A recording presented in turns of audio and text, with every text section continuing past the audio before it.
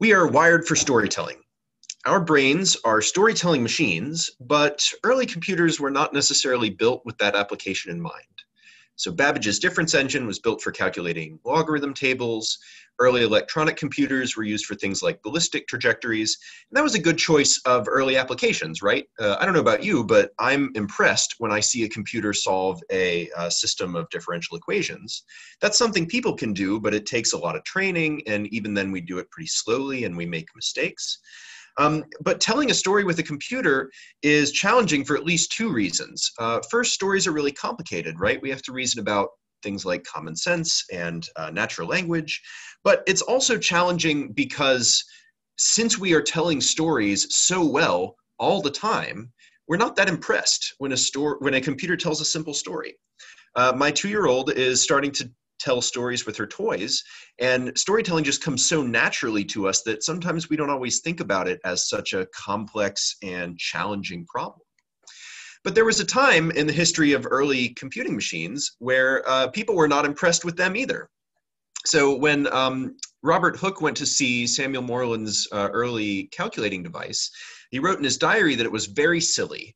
And so it was a little box where you could add and subtract two numbers by turning some dials. And at the time, it was slower than a human could perform those same computations, and it was not perfect. It made some mistakes. It had some bugs. So you can imagine that maybe at the time people thought, well, machines are never going to be as good at calculations as humans. I like to think that that's sort of where we are in the history of interactive storytelling right now. So right now, people are still much better at this than machines are. But when, and I say when and not if, computers are able to tell and understand complex stories, when computers are able to speak the language of narrative, which is so much more natural for us, imagine the revolution that's going to create in human-computer interaction. Okay, so interactive storytelling research is sort of a small but quickly growing group. My little niche within that community is that I research white box, event-level interactive narrative planning algorithms for virtual environments with story spaces too large to map out in advance, but with strong aesthetic and pedagogic constraints on their content. So that's sort of a mouthful, and I'm going to break it down into a lot of like smaller phrases here. So when I say that I work on white box strategies, I work with sort of classical symbolic AI methods rather than machine learning usually, because I really like the output of these algorithms to be something that a human can inspect and understand. And not only that, but I like the entire process. I like every step along the way to generating that output to be something that a human could look at and understand and modify in the moment. And part of this is because a lot of the storytelling work that I do is inspired by how people tell stories. And I don't really consider it a successful research project unless I've learned something about the human storytelling process along the way. So when I say event level narratives, I mean that narratives fall on the spectrum of what is considered the atomic unit of story content. So a lot of early interactive narrative successes were working at the scene level. So something like Facade, for example, has a lot of hand-authored scenes, which are these short interactive beats, which are hand-authored, and the algorithm is deciding what beat to give you next or what series of beats to give you based on your interactions. And recently, due to the advent of like large language transformers, we've had some really cool work on things like AI Dungeon, which is working at the word level. So this is an interactive narrative that is literally writing the story one word at a time. But I think some of the most exciting and interesting near-term advances in interactive narrative are going to happen at the event level. And so here I have a picture of The Secret of Monkey Island, which was a video game that I grew up playing with my dad and still look back on very fondly today. And the interface for this game is there's some verbs in the bottom left, and you click on a verb, and then you click on a noun somewhere up on the top of the screen or in your inventory there. So an event corresponds to like roughly one sentence worth of content if you were going to write this down in text. It's like subject, verb, direct object, that kind of thing. So when we say narrative planning algorithms, I'm going to talk a little bit more in a minute about what planning is. But here I'm specifically referring to the difference between emergent narrative and planned narrative. So emergent systems for storytelling are things like Dwarf Fortress and The Sims, where you've got this simulation of a world and a lot of agents, and the hope is that an interesting story will arise from that simulation. And on the other end of the spectrum, you have very carefully planned stories like Telltale's Walking Dead or the Mass Effect series, where these stories have been very carefully written by skilled authors who have some very specific like aesthetic constraints on what this story is about and how it's going to go. Okay, and so when I say virtual environments, that's sort of to highlight the fact that the interactive story research world is kind of feeding off of three different research communities. One is the film community, and generally our experience is that the people coming from film have a really incredible grasp of storytelling and story structure, but sometimes struggle to make these traditionally very static artifacts interactive. And one of the other major influences is the game development world. So game developers, and here I'm talking about not just video games, but also board games and tabletop role-playing games. They're very good at creating interesting interactive artifacts, but the trouble is, how do we get good stories to arise out of those mechanics? And then lately, we've also had some influence from the natural language processing community, which has been contributing a lot of interesting machine learning approaches. So I am coming specifically from the game development world. So that sort of colors a lot of the systems that I try to build and the background that I'm coming from. Okay, and so when I say story spaces that are too large to map out in advance, I want to show you, this is a graph that was made by GameBeats for the plot of the Walking Dead series. And it's huge. You know, you look at it and say, wow, that's, you know, what an incredibly large story. But even in this critically acclaimed, really large interactive story, you can see that it's full of these diamond branches where you've got a choice to make, and then something immediately happens as a result of your choice, but then you're very quickly routed back to this kind of central spine of the story. And that's one of the techniques that people just have to use when you're trying to create these large interactive narratives by hand. This is a fan-made plot graph of Black Mirror's Bandersnatch episode, which was an interactive narrative. And you can see from this that creating these interactive stories by hand is an incredibly challenging task, because with each new choice, you've created an exponential number of branches unless you resort to some techniques to kind of route people back to this central experience. And so to kind of build a metaphor here, this is a book called Paper Pong by Richard Moore. And you can go out and order an actual paper copy of this book if you want. It's a choose your own adventure in which you play Pong. So like on this page, for example, you can see if we want to move the paddle up, we turn to page 114. If we want to move the paddle down, we turn to page 117. And then this is what you would get. So it's a choose your own adventure book where you play Pong. And this was not created to be an actual like interesting book. It's meant as a rhetorical artifact to say that Pong, this is not how you should play Pong, right? Pong is a procedural system. But this is still how we tell stories. We don't really tell stories in video games in a very procedural way. Even big complicated stories like Mass Effect are still basically paper Pong at the heart. It's still someone sitting down and trying to imagine every possible avenue that story could ever take by hand in advance. So I'm also interested in storytelling spaces where we have strong aesthetic or pedagogic constraints. So I am interested in making role-playing games more like the tabletop role-playing game experience, where you have a human and a player who are collectively building a story and imposing some interesting structure and themes. I'm interested in taking the training simulations used by things like first responders in the military to be less like virtual shooting ranges and more like the in-person role-playing exercises that are designed to teach things like de-escalation tactics. And I'm interested in taking intelligent tutoring systems from being less like these sort of gamified math problems and more at this level of the human guidance that would be provided by a skilled tutor. So I'm interested in how can we automate stories in these huge, huge interactive spaces while still maintaining some aesthetic or pedagogic structure based on what that story is meant to tell. And then kind of at a more personal level, the moment where I'm going to say, yes, this is it, I've arrived, is when I am pleasantly surprised by an interactive story in a domain that I wrote. And I say pleasantly surprised, because that's the key word here. I've been surprised by the output of my algorithms a lot, just not always very pleasantly. And that's actually how I'm going to structure the rest of this talk. It's based on this concept from a 1977 paper on tailspin.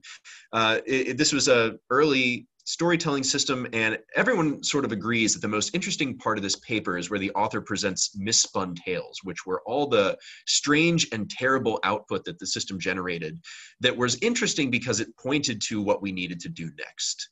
So in this story, you can see the last event is that gravity drowned, which tells us like, okay, there's a problem with how gravity is represented as a concept in this story. So I'm going to tell you a bunch of things that went wrong in my research and how that sort of inspired where I needed to go. So this story starts with the publication of a paper by Michael Young, who would eventually become my doctoral advisor, in which he suggested that planning algorithms would be a good basis for interactive storytelling.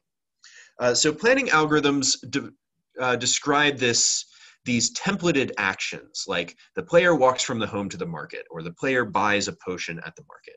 And these actions have preconditions which need to be true before they can happen, and they have effects which change the world state in some way after they occur.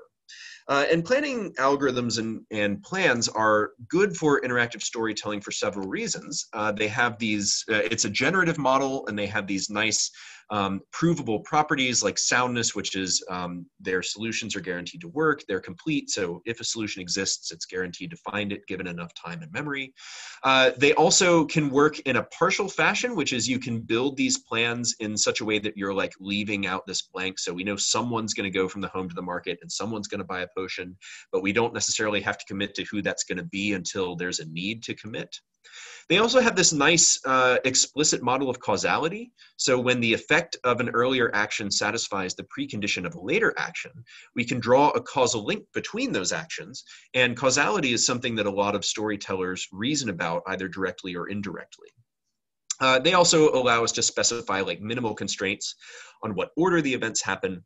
There are a lot of other nice properties that planning algorithms have. So this was sort of the original proposal that plans would be a good set of stories, and plans are what are produced by planning algorithms, and that would be a good place to start for interactive storytelling. But the problem with using just an off-the-shelf planning algorithm is that you sometimes get stories like this, and I'm going to try to use this little domain in all my examples here. So imagine there's a crossroads, and connected to that is your house, and this is you, you're the player of this simple interactive narrative. And there's a market, and somewhere in the market there's a merchant who's selling a potion, and the potion here is just the MacGuffin. This is the quest item that you've been sent to retrieve. So a planner might tell the following story. The merchant walks to your house and gives you the potion, right? Like we achieved the author's goal. That was a very efficient way to get from the initial state to the goal. But we look at that and say, it doesn't really make sense. Like the actions that some of these characters are taking really don't make sense based on what they want. And so a researcher named Mark Rydell came along and worked with Michael Young to say, what we really need to narrow the space down to the space of intentional plans. So that's plans where every action in the story can be explained in terms of the character goals for the characters that take those actions. And this allows us to constrain that space to only tell these kind of stories where you walk to the market and you buy the potion. So this like makes sense as a story, right? Because, why did you buy the potion? Because you wanted the potion. Why did the merchant sell it to you? Because the merchant wants money. And then because we have this nice representation of causality, we can explain these earlier actions as well. And we can say, well, why did the player go to the market? Well, they did it because that enabled them to buy the potion. Why did they go to the crossroads? That enabled them to go to the market. Okay, but the problem with this intentional planning framework is that you can't tell the following story. We'd like to tell a story like this. Imagine there's also a camp and there's a bandit in our world. And so on the way to the market, the bandit shows up and steals your money. Like, this is nice. These stories need some kind of conflict to make them interesting, right? We'd like to be able to tell this story, but we can't. Because if this is our story, the player goes to the crossroads, the bandit meets them at the crossroads, and the bandit steals their money, we can explain these two actions based on the fact that the bandit wants some money, but we can't explain this first action. Like, why did the player go to the crossroads just to get robbed? And Humans have no problem realizing that this makes sense as a story because we can say, well, the player didn't go to the crossroads because they wanted to get robbed. They were planning to go to the market and buy the potion. But those events didn't actually happen. This was like a hypothetical thing that the player imagined could happen, even though it didn't actually happen in practice. And so this was sort of my dissertation contribution, was saying that, hey, a planning algorithm is reasoning about these other alternatives. In the process of searching for a solution, we're going to explore lots of other possible ways the story could have gone. And sometimes those other branches of the search space that aren't actually part of the solution story that we tell are still really helpful because they explain the actions that players took. So we've got this hypothetical model of possible worlds, and this makes sense based on what storytellers tell us, that the meaning of the story we see is not just those events, it's informed by all the other ways it could have happened but didn't. And so this was an algorithm we created called Glaive, which was a narrative planning algorithm. So it treats the search space as a map of possible worlds. We're borrowing some fast heuristic planning techniques from the classical planning community.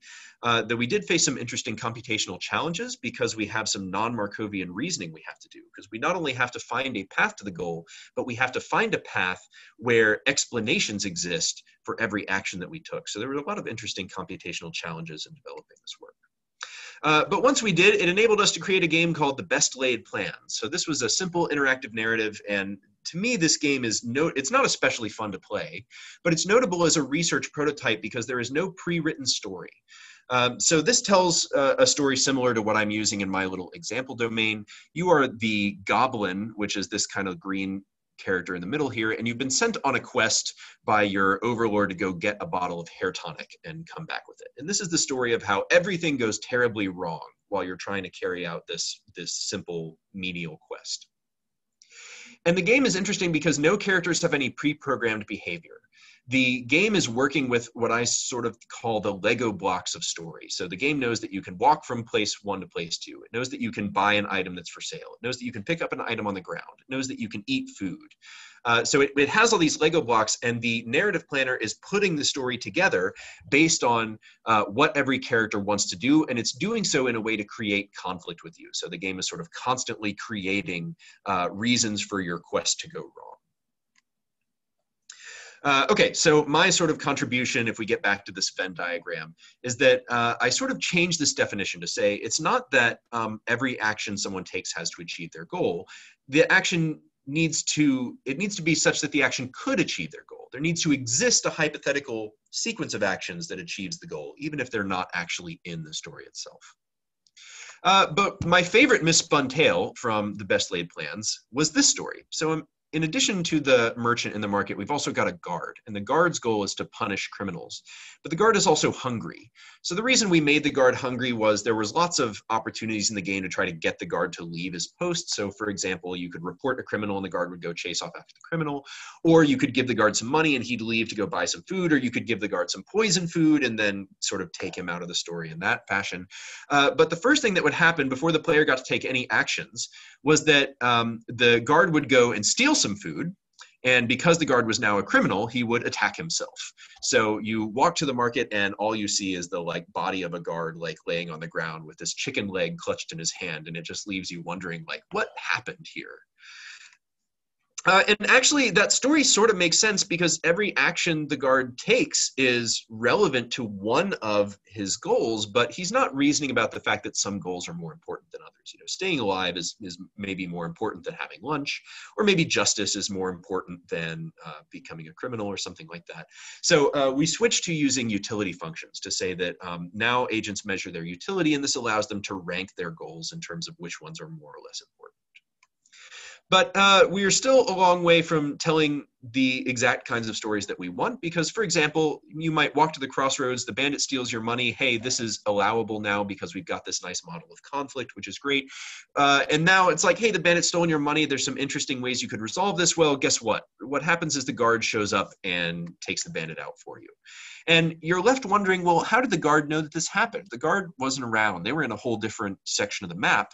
Why is the guard exhibiting this kind of psychic behavior and rushing to my rescue when they don't even realize that this occurred? And the answer is that we're leaving off a really important region of this Venn diagram, which is the state that agents believe to be the case, which is often very different from what's actually the case. So the economy of information, what characters believe and how they act on those wrong beliefs and how those beliefs change, is really essential for telling many kinds of stories. So we're going to have to reason about what characters believe. We can't have them all be omniscient like the author, like the storyteller. And so our hypothesis was that the believable stories, the plans that make sense for characters, live in this sort of purple region, where their actions are ones that they believe could increase their utility, even if they actually won't. And there's not time to go into a lot of detail about how the belief algorithm works, but basically imagine that the player is at the cottage, but the bandit thinks the player is at the crossroads. So the bandit's got this wrong belief about where the player is. We'd like to tell this story where the bandit walks to the crossroads and robs the player. Like that is the sort of interesting like conflict that we're trying to introduce. But we can't do that because the player is not actually at the crossroads. So if the bandit goes to the crossroads, the only thing they can actually do is walk back to the camp. And then you've got this seemingly silly story where the bandit is just walking in a circle for no apparent reason. But it's not a silly story, right? Because the bandit believes that the player is at the crossroads. And the bandit thinks that if she walks to the crossroads, then both of us, both the bandit and the player, are going to be at the crossroads together.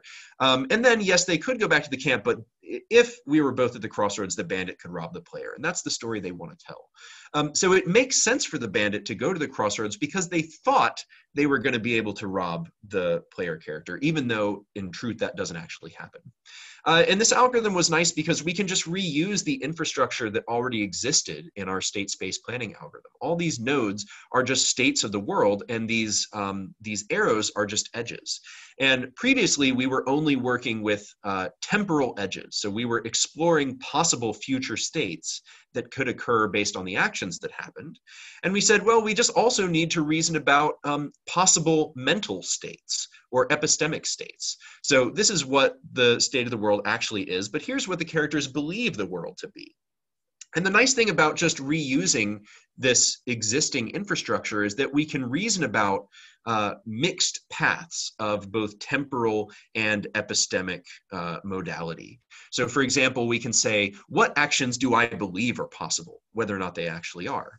After I take some actions, what am I going to think is the case? And even more importantly, what do I think someone else is going to think? And we can mix this up. We can say, well, after I take this action, then what actions do I think are going to be possible? So we can do this nice mixing of temporal and mental possibilities.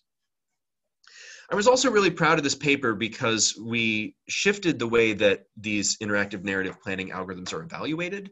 So a lot of the previous work, we would sort of cherry pick good stories. We'd find some good output from our algorithm. We'd use those really good examples. We'd have people read them and confirm that, yes, they make sense relative to some control. But when we evaluated this work, we said, we're going to generate all the stories in a single domain. From every region of this Venn diagram, and then we're going to pick pairs. So we're going to pick two stories from two different regions of this Venn diagram and show that to someone and say which of these makes more sense. And that experiment confirmed that yes, this purple region was the one that made more sense. So relative to any other region in this Venn diagram, the stories that landed in that purple region were the ones that people said, yes, these are the stories that make the most sense to me. So we were finally able to sort of evaluate the entire space of outputs rather than individual outputs. But we're still telling some stories that we don't want to tell. So for example, you walk to the crossroads, the bandit steals your money, and we say, great, this is sort of working as intended. But then the first thing that happens is the bandit runs off to the market. The bandit says, hey, I've got some money. I might as well go ahead and steal some other stuff like the potion. But what the bandit is kind of failing to understand here is that as soon as he goes to the market, the guard's going to take him out. So the bandit really should have just like taken the money and maybe gone back to the camp, sort of been happy with what she had. And the problem, one of the things that we're missing here in that story is this concept of emotion. And I'll talk about how emotion can sort of lead us to tell better stories in that area. Not to mention that it's just helpful to reason about because we also want to think about the emotional impact of stories on our audience as well. So you can model, even in our earlier work where we weren't explicitly talking about emotion, we could model things like hope, joy, and satisfaction. So hope is when you can form a plan to improve your utility. You experience joy when you actually execute that plan and your utility goes up. And we could say that you're experiencing satisfaction if your utility is as high as you think it can be. But because characters can imagine what other characters can do, thanks to this combination of belief and intentionality, you can also have fear. So you can imagine a reasonable sequence of actions that's going to lead to a lower utility. And similarly, when that happens, you experience distress. And unfortunately, there's no good English word for the corresponding notion of satisfaction. Psychologists call this fear confirmed, which is when your utility is at the minimum. But we don't want characters to intentionally follow these plans, right? You don't form a plan that you're afraid of and then do it. That doesn't make sense. But you do sometimes form plans to avoid your fears. So you can experience relief, which is I imagined a way something could go wrong for me and I took action to prevent it. So for example, let's imagine that you had 2 coins instead of 1, and the merchant is also selling a sword. So you might head to the market, you buy the potion. This makes sense because your goal is to get the potion. And all things being equal, you'd rather have more money than less, right? But does it make sense to buy the sword? Like, it doesn't directly make sense in terms of our model of intentionality for you to buy the sword because you don't want the sword. You're here for the potion. And you had to spend some money that you would rather not have spent to get the sword. But the story does still make sense because on your way home, you don't want to get robbed by the bandit. You want to have this, you want to have some protection. And that story makes sense because you can reason about your fear of being robbed on the way home and you can do something to prevent it. So you're actually lowering your utility a little bit by buying that sword, but that story still makes sense because you are doing it to experience the positive emotion of relief. So our current model is that really this is the sweet spot. This is the region of good stories, where agents believe their actions could lead to a positive emotion, such as joy, an increase in utility, or something like relief, or even experiencing joy on behalf of their friends or family or something like that. But just generating stories, it's a really interesting problem, but I'm interested in other things beyond that. I'm interested in the concept of experience management. So if we were just trying to write a single story and call it a day, we don't necessarily need an algorithm to do that. We've got lots of very skilled human storytellers out there who are eager to tell their stories. One of the situations where we most need story generating algorithms is for interactive experiences, where the player has some influence on how the story is going to go. And we need to rewrite the story based on the player's actions. And we don't always have a human to sit there and do it for us. We don't always have the human equivalent of a dungeon master in Dungeons and Dragons who can adapt the story on the fly. We need a storytelling algorithm to do that. And experience management comes with its own interesting challenges.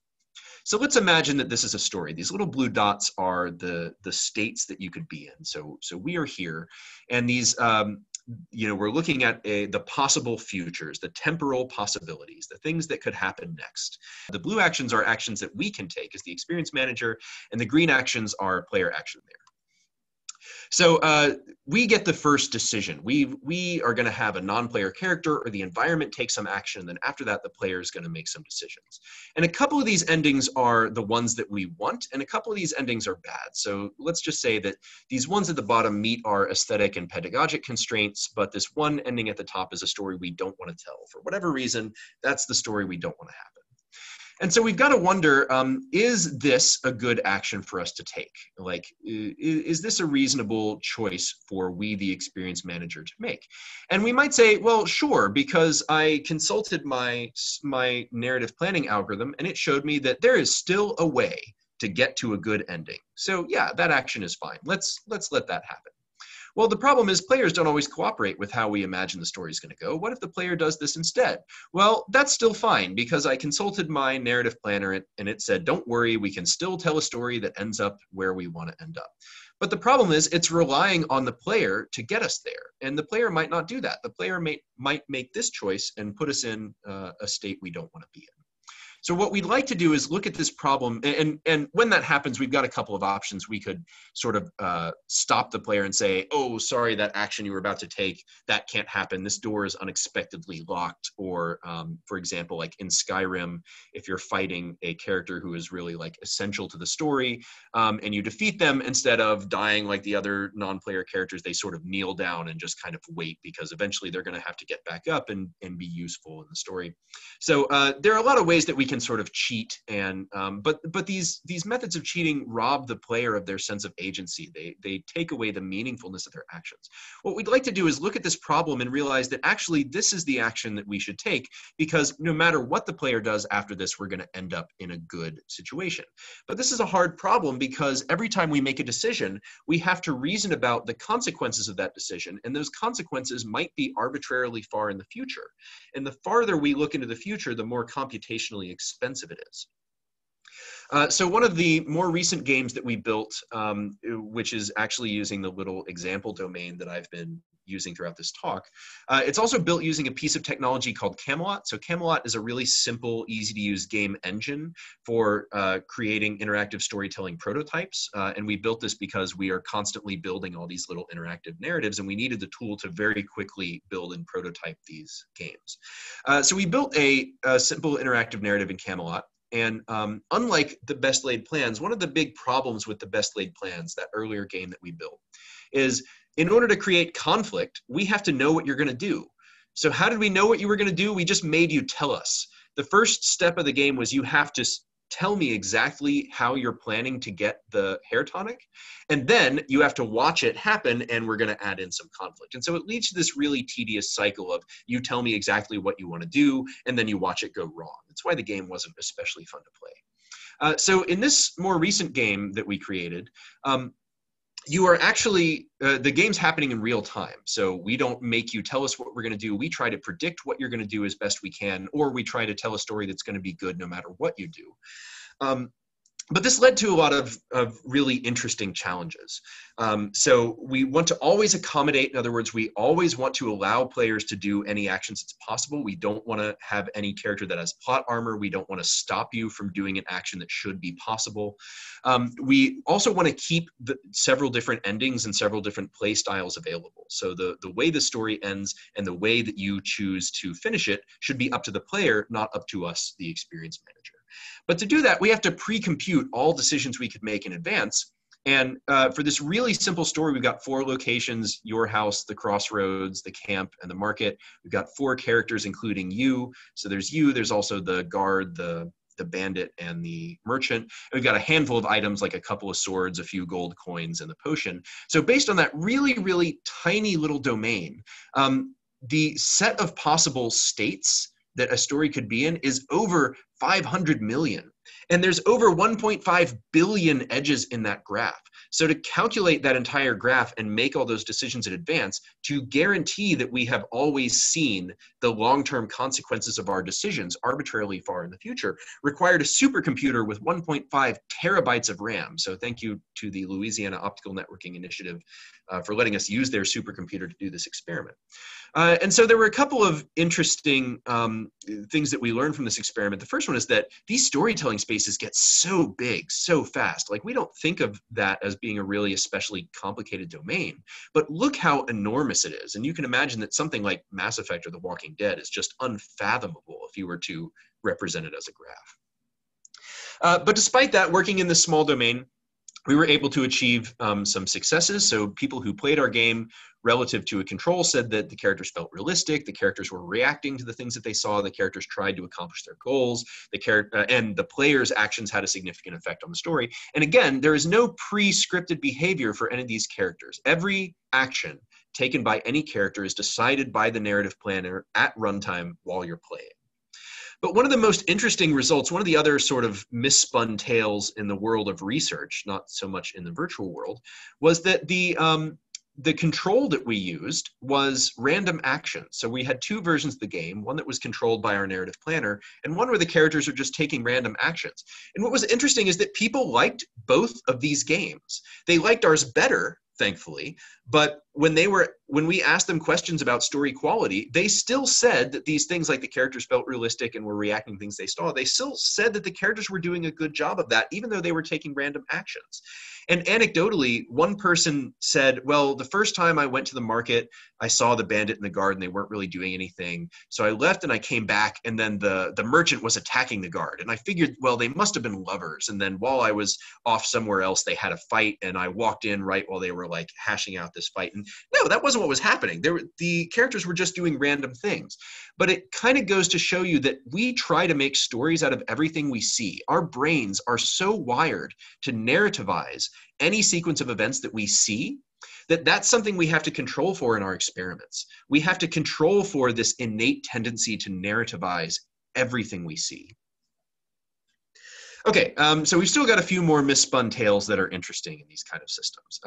Here we're talking about the experience management problem. So this is one that came up in the that Camelot story that we were telling.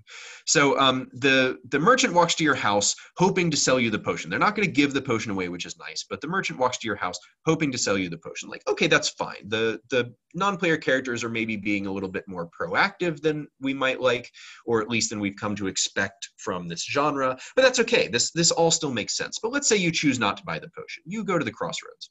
Well, the merchant follows you. So then you go to the market. Well, the merchant follows you. And the reason the merchant follows you everywhere is the merchant is like constantly reforming this plan to get to you and sell you the potion. And so what you ended up with in this game is you would have this little like party of NPCs just sort of following you everywhere, always hoping for this like one specific interaction. And they would kind of never take the hint when you didn't take them up on those offers, like buying the potion. And so what that led us to realize is that in order to do effective experience management, we really need to be able to recognize the beliefs and intentions of our players. And so up until now, we've been doing this like multi-agent narrative planning, right? So that problem was, if we know what our agents believe and what they want, what should they do? Well, belief and intention recognition is kind of the opposite problem. We say, if we know what an agent did, so in this case, the player of our game, if we know what our player did, what beliefs and intentions would explain their actions?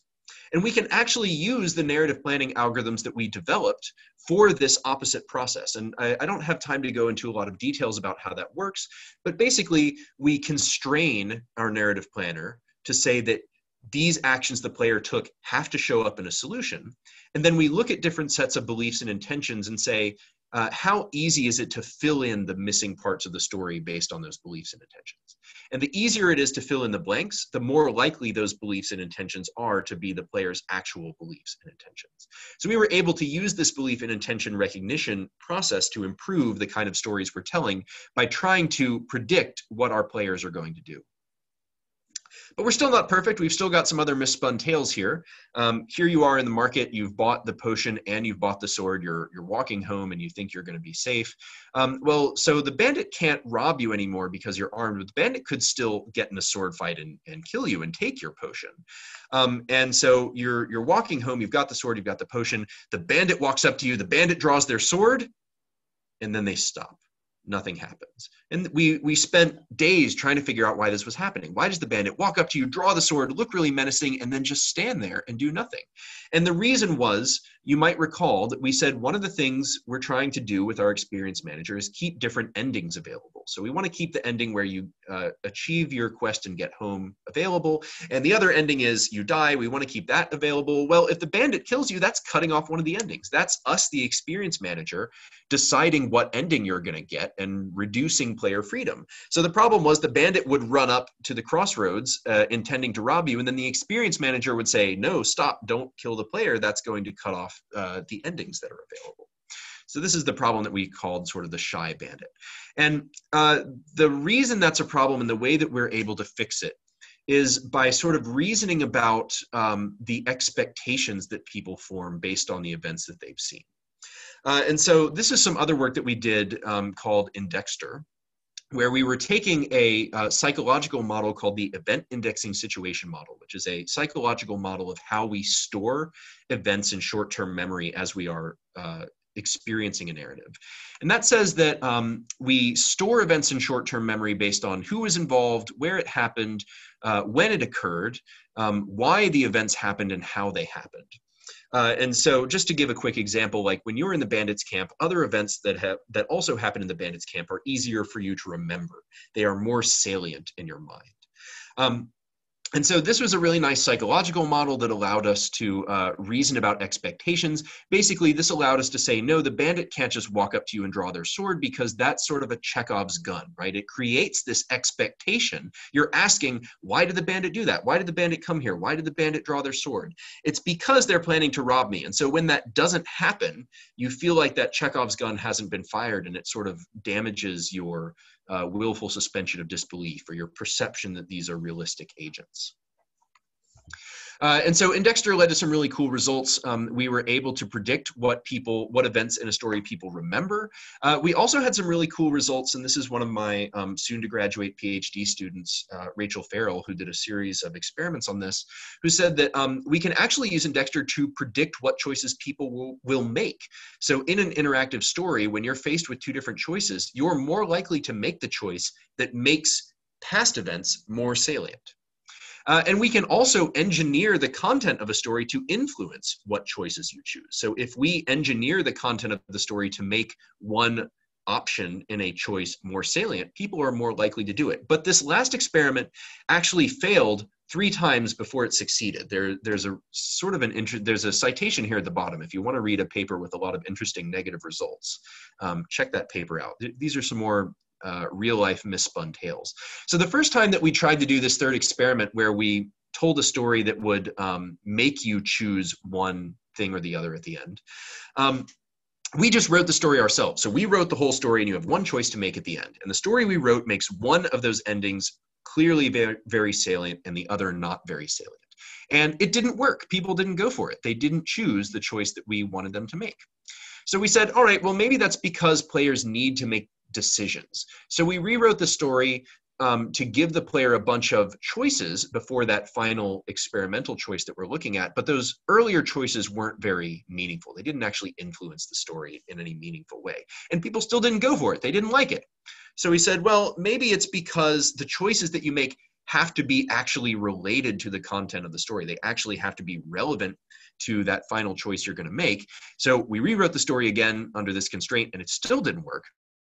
Version that actually did work was, we said, not only that, but the choices you make have to be high agency. So you have to feel like you can actually meaningfully influence the way the story is going to go. And only under these 3 conditions are we able to engineer the content of the story to influence your choices. And so despite the fact that this experiment went wrong a lot of times before it went right, it led to some really interesting insights, which is that we have to take player agency and the meaningfulness of player choices really seriously, or they're not going to engage with our story and interact with this generative content the way we want them to. So that's sort of my past work. We're doing some really cool work now that's funded by the National Science Foundation. We're working with the University of Kentucky Police Department to build a virtual reality de-escalation training exercise. So we're working with the person at the University of Kentucky Police Department who does de-escalation training role-playing exercises as in-person role-playing exercises. And we're trying to translate that into a virtual reality experience where the virtual characters are controlled by our narrative planner, and where we have those aesthetic and pedagogic constraints to put an officer in a situation where they have to exercise these de-escalation tactics, and where they see a good ending if they follow those policies, and a bad ending if they don't. And this is really fun because working with this room scale virtual reality technology with these intelligently generated stories, I feel like we're closer than ever to the holodeck. If you've seen Star Wars, like this, we're finally getting a taste of this promised future of these on-demand, automatically generated interactive storytelling environments. So what are some takeaways from this work? If you were to walk away from this talk, what would I like you to take from it? One is that interactive storytelling spaces get real big, real fast. Even these seemingly small domains have a huge space of possibilities, and it's very hard, even for a skilled human storyteller, to control the quality of those spaces. Also, something that I really have enjoyed about doing this work is we've been able to kind of breathe new life into old algorithms. Some planning algorithms that previously were sort of written off as not being interesting because they weren't efficient have proven to be valuable because of their models of causality, or because they allow us to use the the search space as a map of possible worlds. So the other versions of the story that we considered that didn't end up being the solution are still meaningful because they tell us how the story that we actually told could have gone. And that's what I meant by waste not, want not. You know, don't throw away those other parts of your search space as just failures to reach a solution. They're useful because they inform the solution we did generate. Also, appearing to be realistic is easier than actually being so. So we don't need to generate stories using actually intelligent agents. Our narrative planner is a single puppet master agent that's making decisions for every agent. Characters just have to appear like they have their own intentions and beliefs. And when they don't actually do that, when you've got a puppet master in the background coordinating everything, it makes it a lot easier to meet those aesthetic and pedagogic constraints.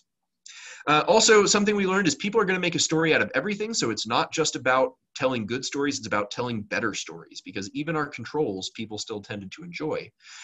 Also, we need to think both backwards and forwards. People are constantly thinking backwards from the author goals they're trying to achieve, but they're always also simulating forwards. They're asking, okay, what actions need to happen to achieve my goal? But they're also saying, in this situation, what would these characters do? And marrying that forward and backward reasoning is one of the recurrent challenges in this work. Also, we tend to learn more from failure than from success. So I'm yet to be pleasantly surprised by an interactive story in a domain that I wrote, but we're constantly getting unpleasant surprises that are showing us what we need to do next, what we need to change, what we need to add to our model. And that's been really valuable. And the other last closing message is that we're still in the cave painting phase of interactive narrative. We are still in the very early days of interactive storytelling, and we're going to go really incredible places, but this is a great time to get involved with interactive narrative research because we're in this early phase and there are so many really exciting, interesting, fundamental research questions that are out there waiting to be solved. So I hope you'll come and join me in the interactive narrative research world because it's a very cool place to live. Special thanks to all of the institutions that have funded this research and to all of my collaborators, my students in the Narrative Intelligence Lab, both at the University of New Orleans and at the University of Kentucky. Also to my doctoral advisor, Michael Young, and the other partners in my lab, Lewis Baker and Brent Harrison. So thank you very much. And now I will take some questions.